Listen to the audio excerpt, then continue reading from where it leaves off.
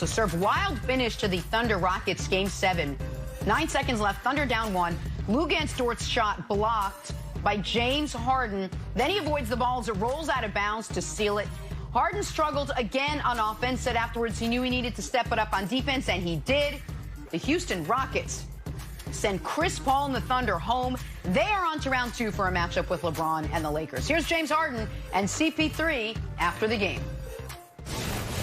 Like, it's cool to, you know, get 40 or 50 points or be shooting the ball extremely well. Obviously, we all want to do that, but just to get recognition and for it to pay off, you know, when it counts on the defensive end and show that I've been engaged and locked in, for it to show in a clutch moment, it means a lot.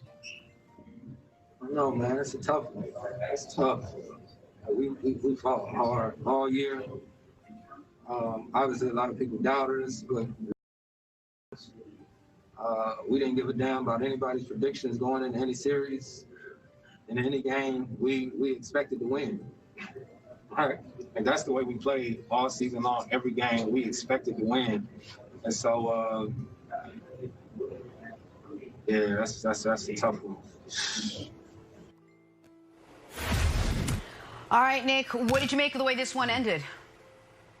Well, that block by James Harden saved a lot of jobs and at least staved off a lot of legacy commentary that people, I think they had the tweets pre-written about Harden and to a lesser extent Westbrook and also Mike D'Antoni. That's right. I mean, in an alternate universe where Harden does not get out for this block and Luguentz Dort, who is having the best game of his entire life, if he makes that shot, D'Antoni is already gone.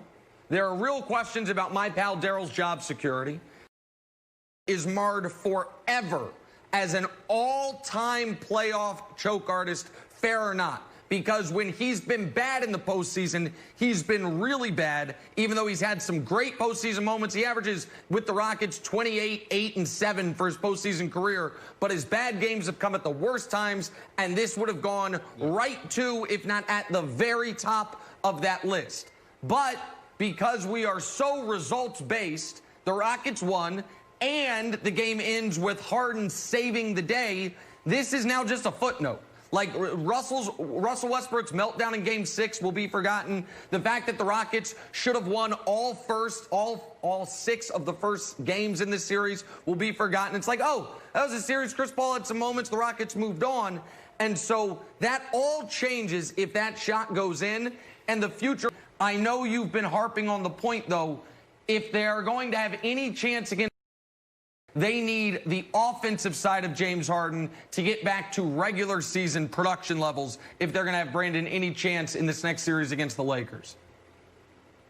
Yeah, I agree. I don't like their approach to basketball right now. The reality is everyone's now talking about James Harden's defense in the closing seconds of this game, but he's been playing great defense and engaged all season. He's really embraced this. But that's not why you pay James Harden. You pay James Harden to do what he said, oh, well, people think it's cool to score 40, 50, but sometimes you win the other way.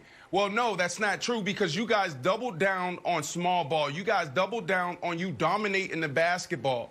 And that's not what we're seeing. When's the last time you saw James Harden penetrate and kick the way he did last night? James Harden always imposed his will and forced the referees to call fouls. He's not doing that right now. Is he playing good defense? Yes. Good defense? Yes. But if you have a chance this year, James Harden has to score 40, 50 points. They're lucky that they escaped last night. Yeah, survive and escape. I want to throw in some Russ sound because Russ had some good points about Harden's defense. Take a listen. Defense. I think if media and people actually look at the numbers, since you guys like to look at numbers, look at them and then you will see, you'll get your answers. Because James defends, I think this notion of obviously in the past where he will lose his man and do different things, but he's improved. Not just for me being in this year, but I've seen him improve on that side of things. I think it gets overlooked because he's such an exceptional offensive player. And you guys only see one thing. It's like, oh, he can't play defense. Well, that's not true.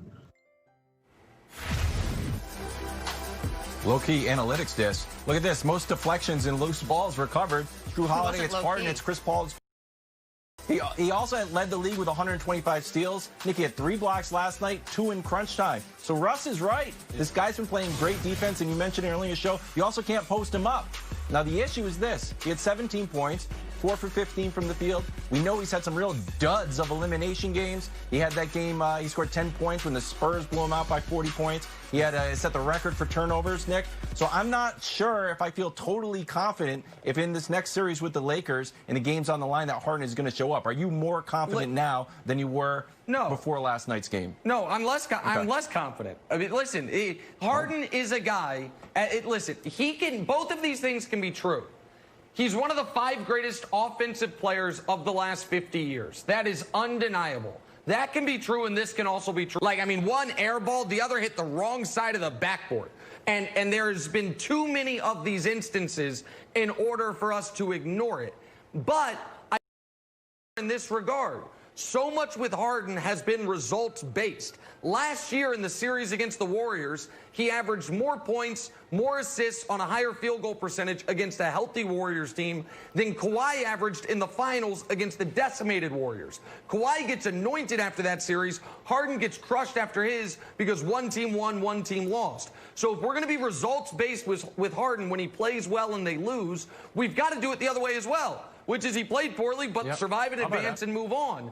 And the other thing is, Brandon, we talked all week about clutch god Chris Paul. You brought up the great point. The Thunder were the best clutch team in basketball, and Chris Paul's the best clutch player. It's a little unfair, but not totally unfair to say, man, after Chris Paul gives the quote, some people are built for this moment, some people aren't, a clear shot at Harden when he's staring Harden down at the free throw line in Game 6, you're going to do all that in Game. A 1-point game in the final 3 minutes, you can't have a turnover, a missed 7-footer, another near turnover on the second to last possession, and then not touch the ball in the final 15 seconds of the game. Like, it is fair to say, Brandon, after Chris Paul was clutch all year long, that in the final minutes last night, he had a really, really rough time of it. Yeah, that's fair. And Chris came on yesterday, and he said that for them to pull this off, Chris Paul's going to have to score, and he's going to have to shoot. And he didn't do that. Yep. But at the end of the day, we need to be talking about Gordon. Gordon did a hell of a job of defending him. Like, he stepped up to the challenge. This is what we need to see out of all superstars in these moments. So I think, you know, yes, Chris Paul could have been better. But at the end of the day, Gordon did a phenomenal job of stepping up and stopping this guy. Now, Nick is calling that a terrible turnover, though. I thought that was just a solid defensive play. Go ahead, Jenna. I just want to spin it forward. You saw what the Rockets just went through. They're exhausted. They played 7 games, and you clearly now see the weakness in James Harden and his offense. So what kind of problems, what kind of struggles can they possibly give the Lakers moving forward? Oh, listen, I still think the Lakers should be on high alert against the Rockets. I think this is a 7-game series. I think that the fact that Harden was bad in Game 7 has, to me, no indication over whether or not he'll be good or not in Game 1. I would expect him to be good in Game 1.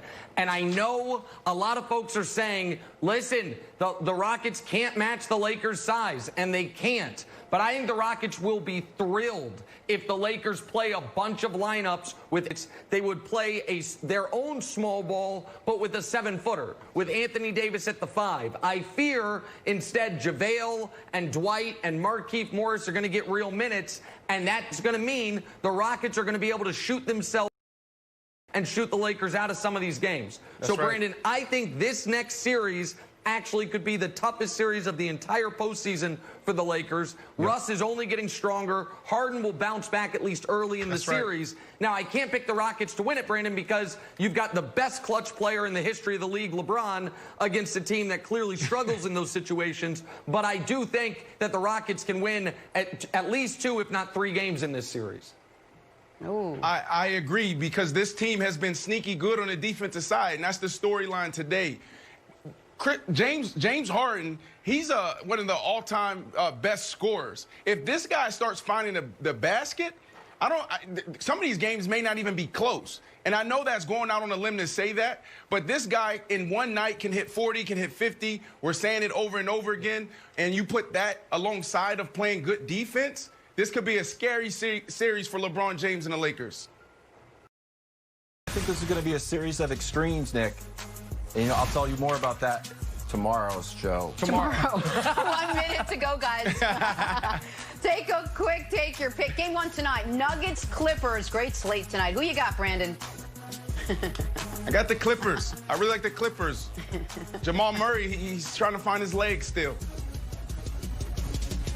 Wilds? Yeah, I agree. Wilds. I've got the Clippers by 115 points. I think the Nuggets are totally gassed. Jamal Murray didn't even know the game was today after the last game. I think the Clippers a monster win, Nick. All right, America. Go ahead, Nick. You got about 30 seconds Very left. sought after Nick Wright gambling advice. Right now, the Nuggets are about 9-1 to win the series. Do not bet on them yet. I think the Nuggets get blown out tonight and still win the series. After they get blown out tonight, Jenna, you should be able to get them at 12 or 13-1 to beat the Clippers over the course of the series. Clippers win big tonight. Nuggets, Clippers, Game 1. Raptors, Celtics, Game 3. Have a great day, everyone. Enjoy some basketball tonight.